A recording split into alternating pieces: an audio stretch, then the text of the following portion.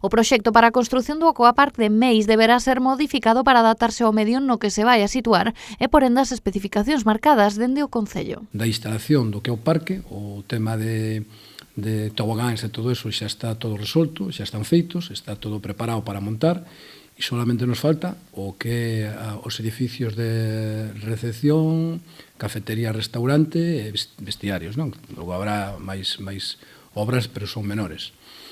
En canto eso este presentado e nos entendamos de que encaixa perfectamente no proxecto que vamos a sacar para adiante, o que é o Aquapark, o proxecto do parque, pois daremos a licencia e empezará a construción.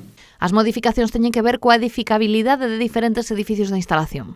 Entón, estuvemos dando unha volta para que todos os elementos que leve esta construción do parque se adapten perfectamente ao noso entorno e á natureza que temos. O Concello seguirá recollendo currículos daqueles que se queiran postular aos 80 postos de traballo que se van a xerar neste parque acuático.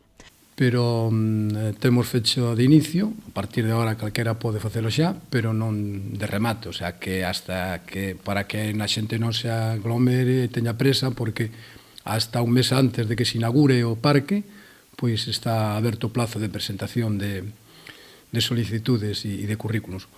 O que sí está claro é que nós estamos a traballar para que o parque se poida abrir neste verán.